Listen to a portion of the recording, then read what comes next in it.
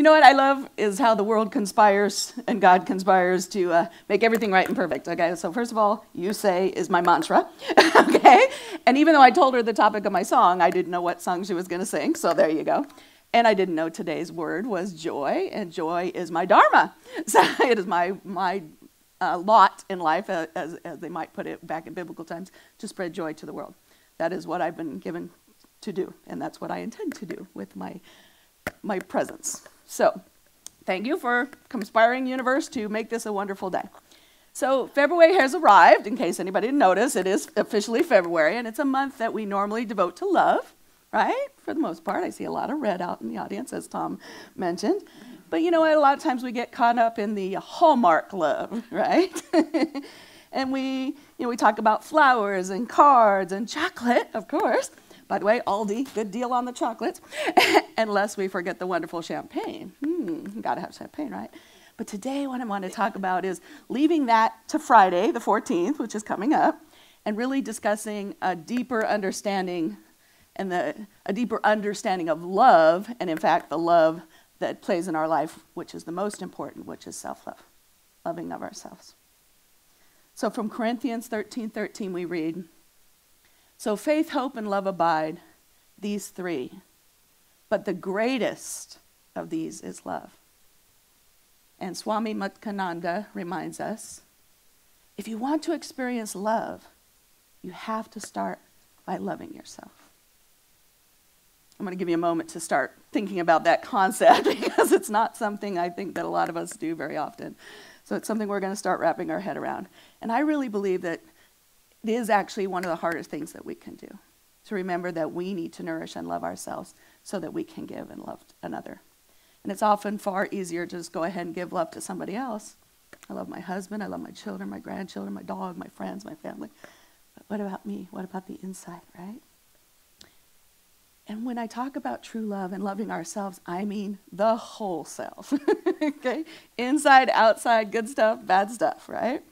And I'm certain that each of us, if I asked you right now, and this is not a rhetorical question, but if there was one thing you want to change about yourself, I'm sure you can find something. You could come up with it easy. And I remember, when I was growing up, as kids, the curly-haired kids wanted straight hair, and the blue-eyed kids wanted brown eyes, and, the tall ones wanted to be short. And well, it's probably versa versa, but you get where I'm going with that. We can all come up with something. And I think that it even extends over into this part of our lives as well, even though that seemed like a childhood thing. I think we still do some comparisons. I think we still think about, wow, if I was just 2 inches taller. I'll give you an example. I'm 5'6". My sister's 5'10", and I'm like, well, couldn't we both been 5'7" and been happy? I could have got that extra inch. I was like, where'd that go? But I'm over it. I'm getting on, But there really is an endless list that we could come up with, that we could change or would like to change, or we don't think is our perfection. And it's, of this body that shows up in the outside world, right? And somewhere along the way, though, whether it was through media or personal experiences or some outside influence that you had, we somehow began to think of our bodies and as ourselves as less than in some way.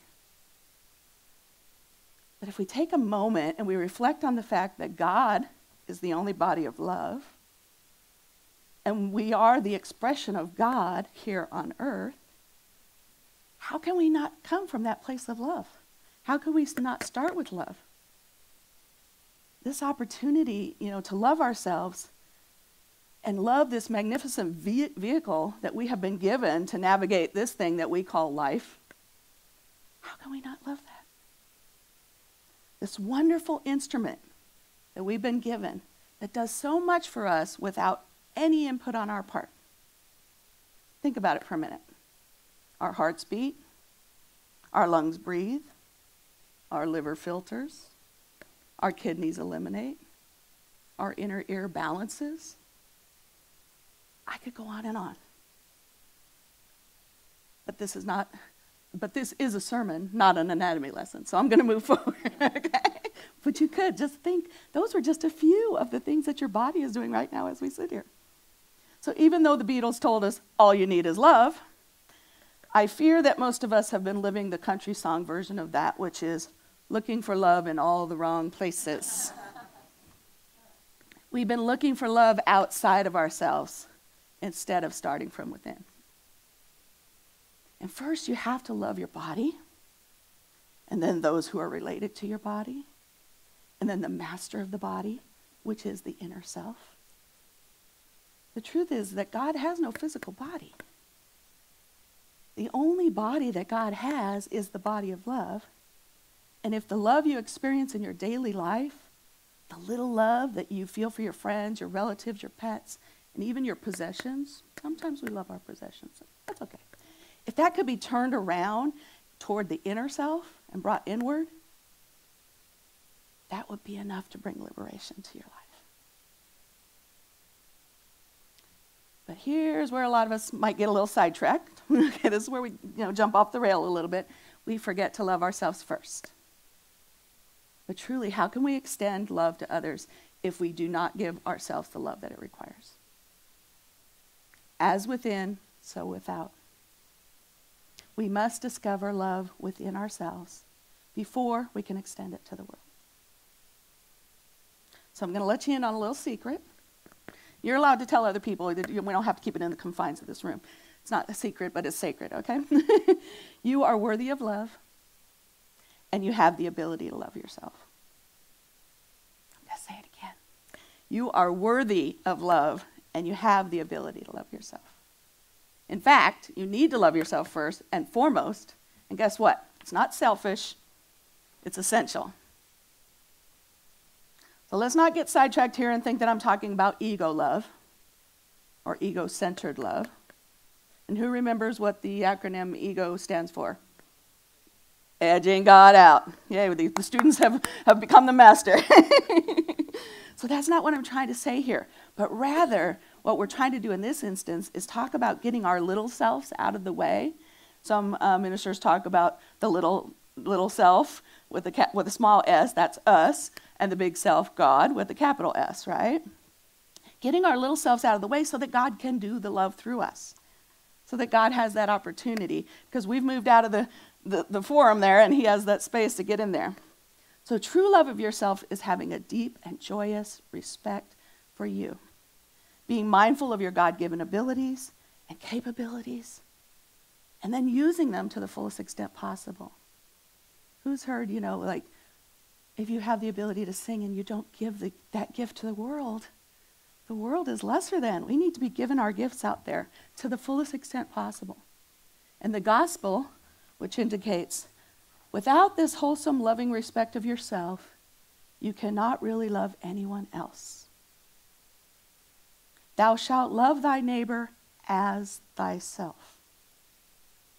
So this implies that if you don't love yourself, obviously you can't then love anybody else or your neighbor or whomever you choose for that matter. But if you do love yourself as a child of the divine, then you can likewise love and respect others. So let's ask ourselves, am I able to love myself authentically today? Do I have a reverence for my physical body as well as for the divine essence that is indwelling there? Do I respect what I am and what I stand for as a human being? And lastly, is there room for improvement? Okay, that was not rhetorical. Is anybody, a little room for improvement? Oh, there's a few hands. Okay, good. Thank you for playing along.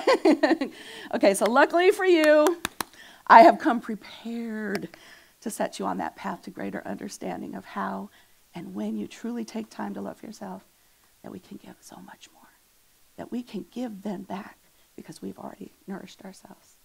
So first I have a little bingo game, and Tom's going to put it up here for us. Okay, self-care bingo. And that's another wonderful thing. In all honesty, I had my talk done weeks ago because I knew about it in advance. And then Wednesday, I said, yeah, that's not the talk I want to give anymore.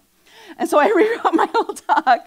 And one of the things is this came up on my Facebook, just out of the blue, because out of the blue, because there are coincidences, right? So this came up. So let's look at the self-care bingo, all right?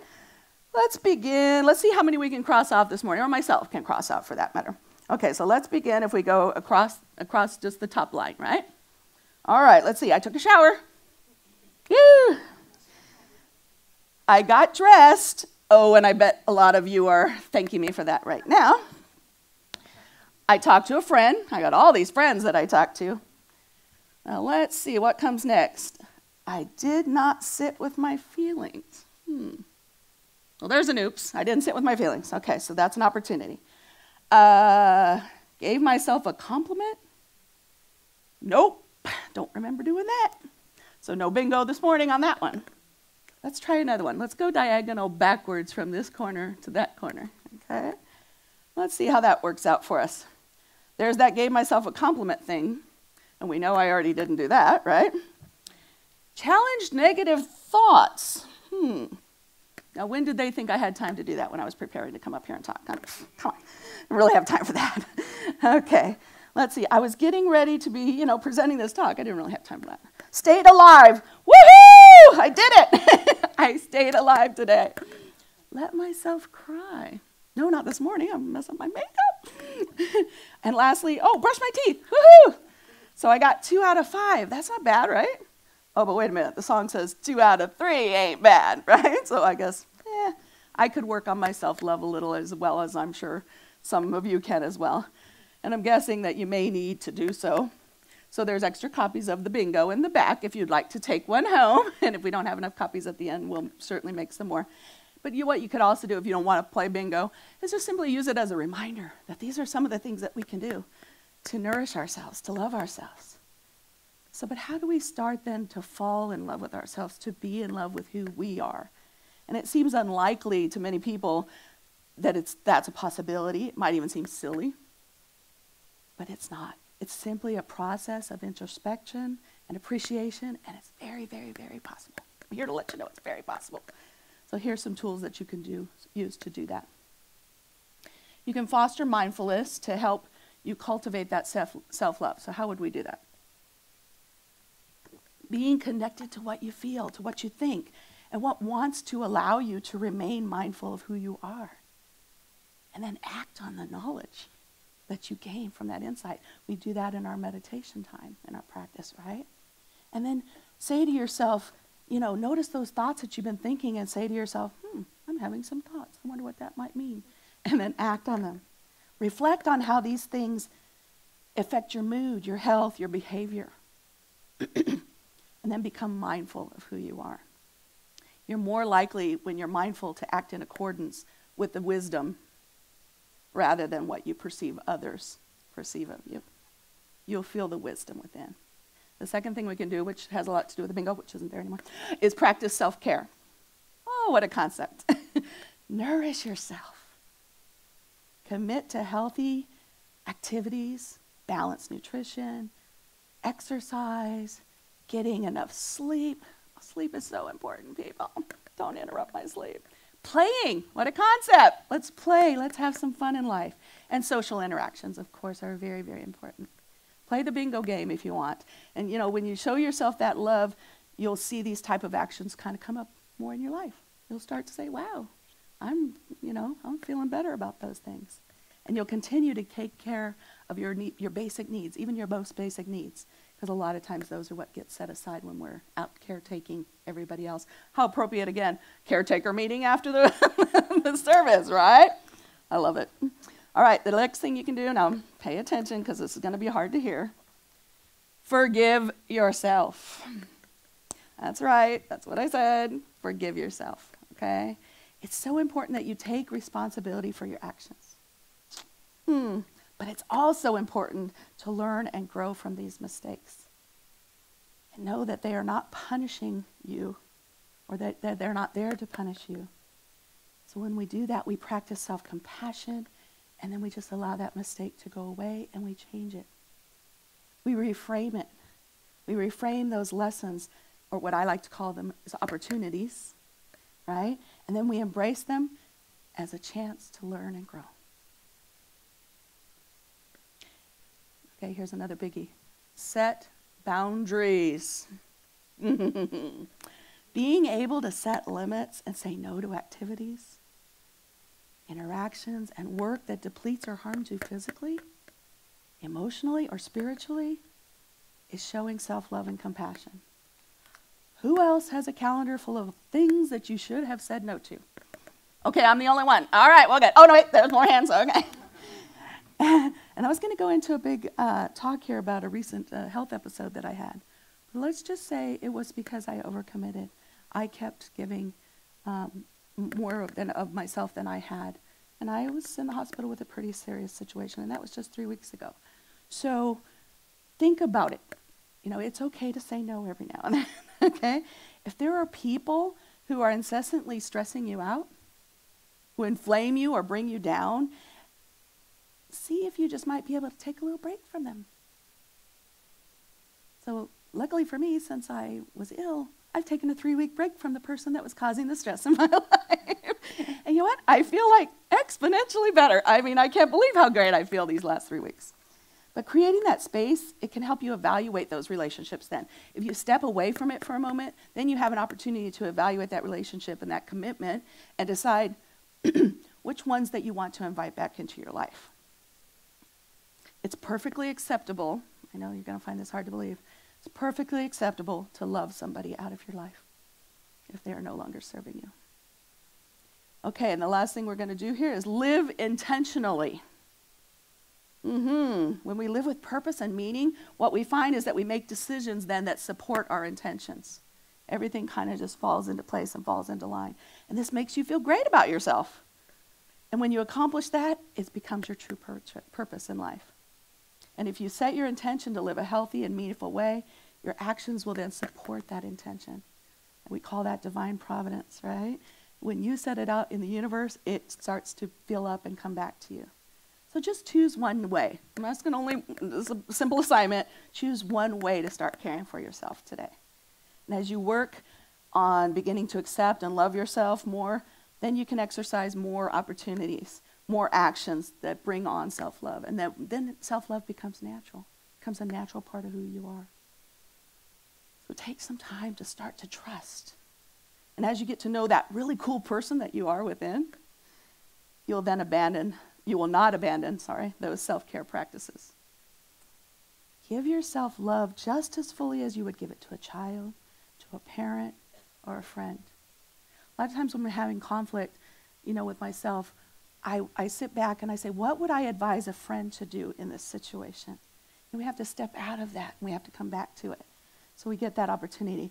You and everybody are capable of great love, and you're worthy of that great love. Irregardless of what you've been told in the past, or irregardless of what you think, you are worthy of that great love. So start to do those things. And here's an opportunity. You can even do silly things, okay? Do some silly things like hug yourself, or tell yourself daily that you love yourself, and that you're beautiful and you're strong, or handsome. Okay, handsome and strong, it's good. These are all really great opportunities, right? And if for no other reason, do it to cross it off your bingo square, okay? I did that. I gave myself a compliment, right? Embracing this self-love, it doesn't happen overnight, okay? I'm not going to lie to you. I'm not going to, this isn't a one-shot deal. It doesn't happen overnight, but it is so, so, so very important. And in the process, you will get to know that lovable person that is within you. That person that's great and worthy of every ounce of your love. The founder of Science of Mind, Ernest Holmes, says it this way: the love of all good is within me and through me. That love goes out to meet all who come into my atmosphere.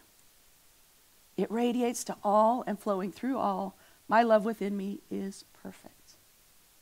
Thy love within me is perfect. And Lucille Ball puts it this way: I have an everyday religion that works for me. Love yourself first, and everything else falls in line. And the Buddha, he has an opportunity to say, you must first love yourself before you love another. By accepting yourself and fully being what you are, your simple presence can make others happy. You yourself, as much as anybody in the entire universe, deserve your love and affection. So I think when we start to explore this self-love thing, opportunity, we want to make sure that we get it at the deepest level.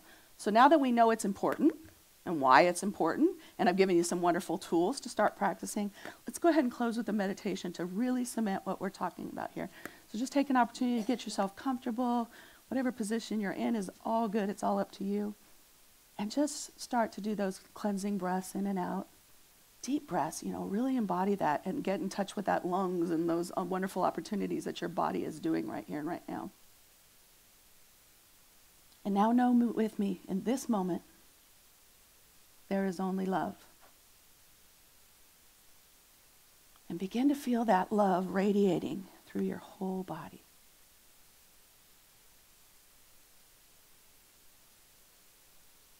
And then in the next few minutes, start to bless every part of your body. Start with the physical body.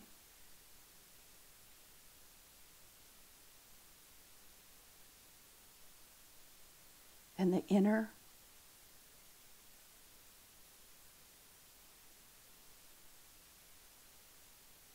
Now bless your thoughts. Don't judge them. Simply name them and bless them.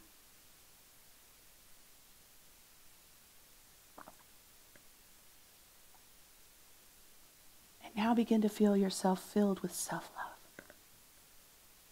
Watch as it grows within you.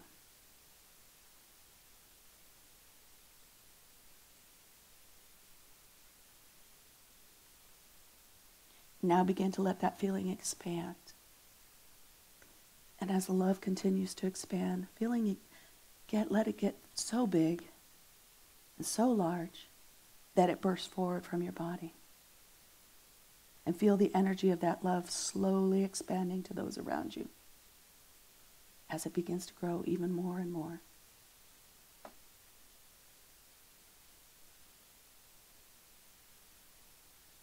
Now begin to see it spreading beyond this room.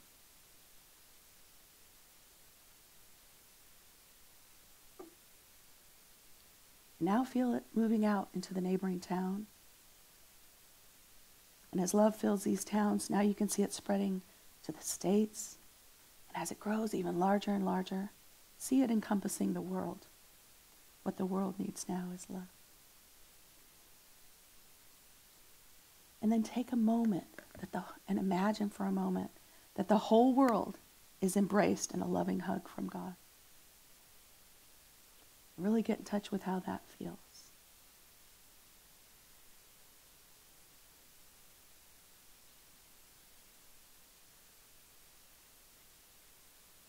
And keeping that feeling of that hug from the Creator and knowing that God is love, slowly start to allow yourself to come back to your space, back to your body.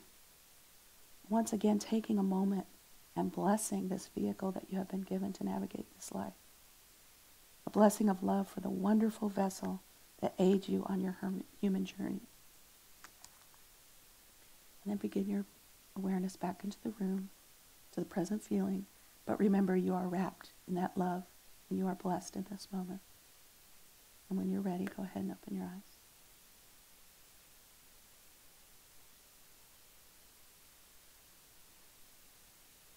And so, my friends, I invite you to be gentle with yourself, to be kind to yourself, to be patient with yourself as you learn new ways of loving who you are and then showing that love to yourself.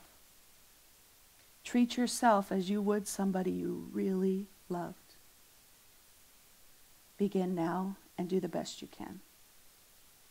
Be completely humble and gentle. And trust that inner guidance that is coming to you.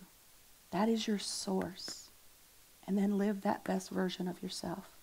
Live that best version that you can as it begins to come within you. And one last quote by Louise Hay. Love is the great miracle cure. Loving ourselves works miracles in our lives. Namaste.